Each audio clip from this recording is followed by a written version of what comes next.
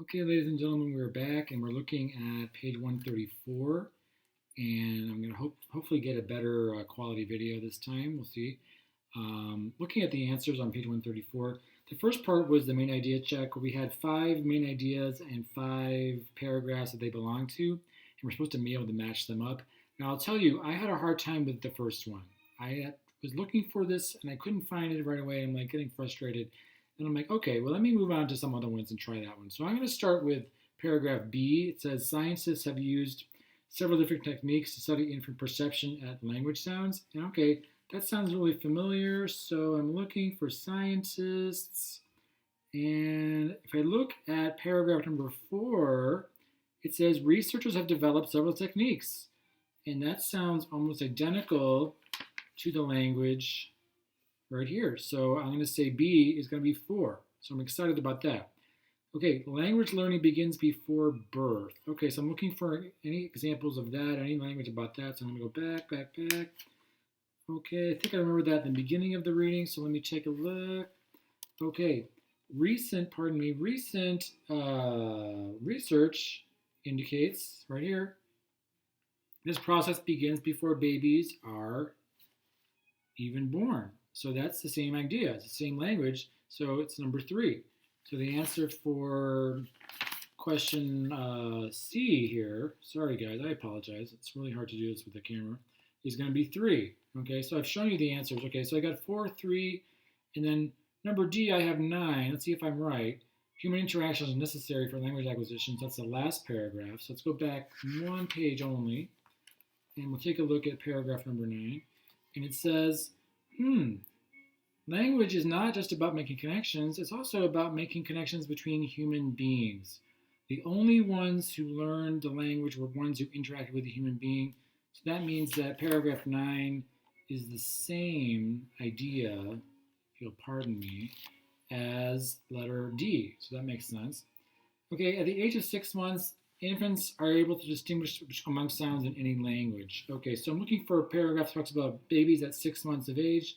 I remember reading about 6 months of age. So I'm looking for something about 6 months. And let me see if I can find it. Oh my goodness. Okay, in paragraph 6, the key phrase I'm looking for is 6 months. And wow, right about here, I see 6 months. They can perceive differences, blah, blah, blah. So this is the paragraph that comes from. So I'm going to pick paragraph number 6 here for that. Okay, so the one that I really had a hard time doing was letter A. And eventually I came up with number 7. But let's see if I can show you why it's number 7. Okay, talking about brain development, and the ability is declining. So the babies are getting worse. Their ability to distinguish sounds in other languages is getting worse. So I need to find babies that are a little older. Maybe their brains are getting a little bit bigger. So I'm looking. Okay, so if I look at this page, these babies are just born, and then they're just born. Paragraph 6, they're 6 months old. We have 6 months.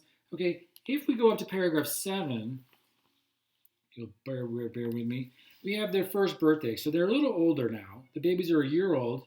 They're getting more like adults, and they're only able to distinguish sounds important in their own language. Researchers explain these changes in terms of brain development. So we have the key phrase of brain development, and the babies are getting older, they're more like adults, so they're losing their ability. So that's why I decided that paragraph 7, oh my goodness, paragraph 7 is the answer to letter A. So for that part, I've got, what have I got here? 7, 4, 3, 9, and 6. Okay, hopefully that makes sense. If there's any questions, of course, I'd be happy to try to answer those for you. Okay, moving on down to the multiple choice. Okay, this one is asking us which factors are important in child language acquisition. If we go back to paragraph number 1, it told us that it doesn't really matter about the baby's, their family. It doesn't matter about their intelligence, their motivation. If you take a look at paragraph number 1, it says that it's irregardless of disparities in their intellectual ability or their motivation, and it doesn't matter if they're educated or prosperous, or if they're poor or uneducated families. They're going to have language acquisition regardless. We have regardless twice, which means it doesn't matter. So the answer to this question is going to be none of the above. Okay, because they're asking us. Oh dear. Where's my screen? Ay, Dios mío. Okay. They're saying, which of the following factors? None of them are important, so I'm going to pick E, none of them. Babies can understand words even before they are born, okay? So we're thinking about what babies can do before they're born. Okay, I'm going back to the beginning of the essay. What can they do before they're born? Okay, here we go, talking about before they're born. Okay, they can hear sounds. They can perceive rhythm patterns and tones, okay? It says nothing about words, nothing at all about words. So I'm going to say it's false. There's no words. It's just sounds and tones. Okay. Question number 3 was a tricky one for me. I had a little hard time with it, I'll tell you.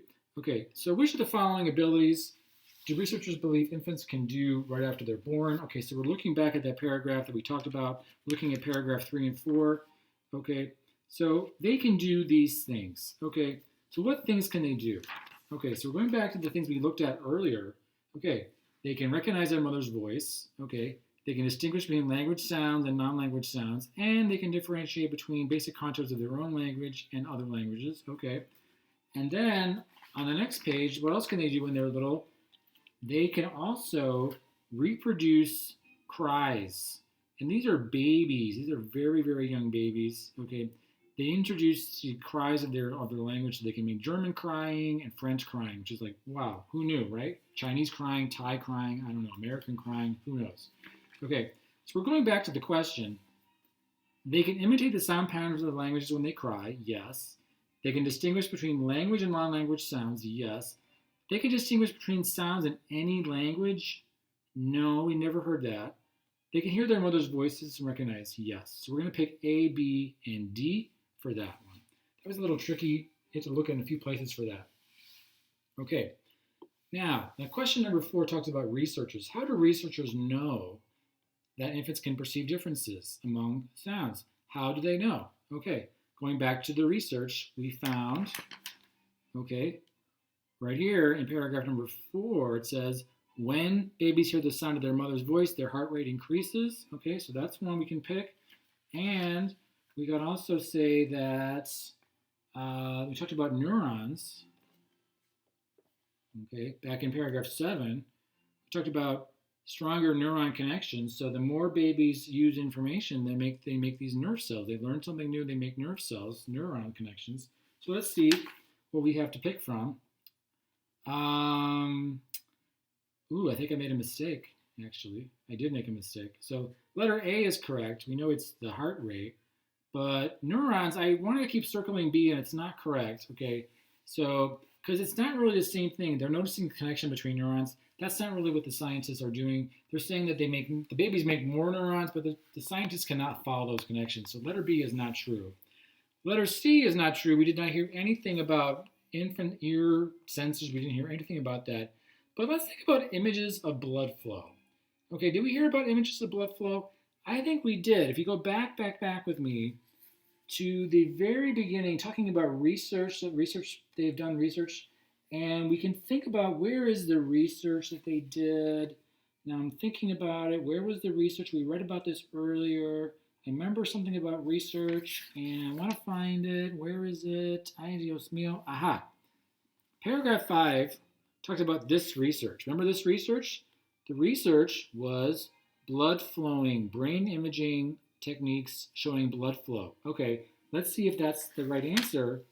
And we'll go back, and it says images of blood flow can show brain activity. So yeah, that's the same thing. So I'm going to pick A and D for number 4. Okay, number 5, why are infants sometimes called citizens of the world? Okay, so I'm going to look for the phrase citizens of the world. This is my key phrase I'm going to search for. And I remember reading this earlier. Here it is right here in paragraph number 6, citizens of the world for this reason. What reason? Well, because where's the reason? The reason is they have the potential to learn any language. So a baby can learn Thai, can learn Mandarin, can learn English, can learn whatever, French, any language from India, whatever. So let's see if that's a choice we can figure out. We're going back here. Yep, letter D. They have the potential to learn any language. So that's good. We can match that up. That's the right answer for that. And the last question is on the top of the next page, number 6.